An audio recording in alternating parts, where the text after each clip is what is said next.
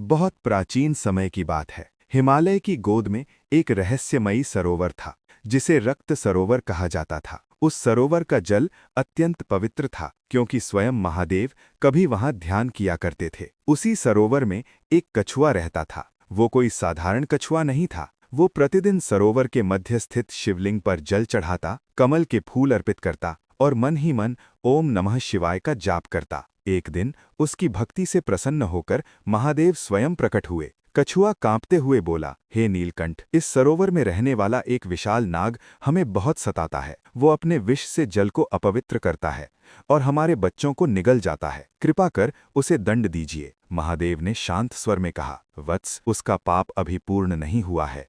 जब अधर्म अपने शिखर पर पहुंचता है, तभी उसका अंत होता है। तभी कछुए ने प्रश्न किया, प्रभु, यदि आप सर्वशक्तिमान हैं तो ऐसे पापियों को जन्म ही क्यों देते हैं? महादेव मुस्कुराए और बोले, जहां जहां अधर्म जन्म लेता है, वहां वहां आदिशक्ति किसी न किसी रूप में प्रकट होकर उसका विनाश करती हैं। तुम निश्चिंत रहो। ये कहकर महादेव अंतर्ध्यान हो गए। कछुआ आनंद से भरकर जल में लौट गया और बोला, जय माँ काली, जय माँ काली। उसी दिन संध्या समय माँ काली स्वयं उस सरोवर में स्नान करने उतरीं। उनके खुले केश जल में फैल गए।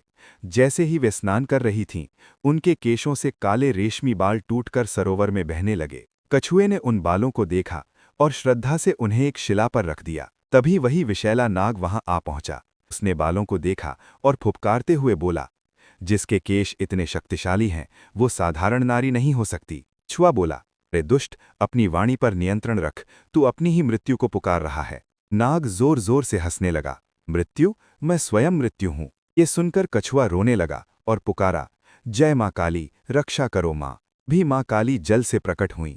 उनकी आंखें अग्नि समान थीं और गले में नर मुंडों की माला थी। नाग उनके समीप गया और बोला, इस सरोवर का स्वामी मैं हूं, मैं तुम्हें भी निगल छाऊंगा। माँ काली बोली, भी समय है, इस स्थान को छोड़ दे, नहीं तो तुझे ऐसा दंड मिलेगा जिसे कोई जन नहीं काट पाएगा। नाग फिर हंस पड़ा। भी माँ काली ने जोर से अट्टहास किया। उस ध्वनि से सरोवर कांप उठा। नाग की आंखें जलने लगीं। उसका विष सूख गया। वो कांपता हुआ उनके चरणों में गिर पड़ा और बोला, माँ, मुझे क्षमा कर दो। ही आकाश से महादेव की वाणी गूंजी, इसने निर्बलों को सताया, उसे अंधकार का फल मिलेगा। माँ काली बोली, तू ऐसे लोक में जाएगा जहां न प्रकाश होगा न ध्वनि। जैसे तूने दूसरों की दुनिया उजाड़ी, वैसे ही तेरा अस्तित्व भी मिटेगा। नाग चिल्लाया, मृत्यु दे दो माँ, पर ऐसा दंड मत दो। लेकिन क्षण भर में वो अंधकार लोक में विलीन हो गया। पूरा सरोवर आनंद से भर उठा। जीव जंतु प्रसन्न होकर उछलने लगे। कछुआ आंसुओं से भरा माँ काली और महादेव को प्रणाम करने लगा। तभी महादेव की वाणी पुनः गूंजी, जो भी इस कथा को श्रद्धा से सुने, वो माँ शक्ति को स्मरण करे, क्योंकि जहाँ भक्ति है वहाँ विनाश नहीं, केवल रक्षा है।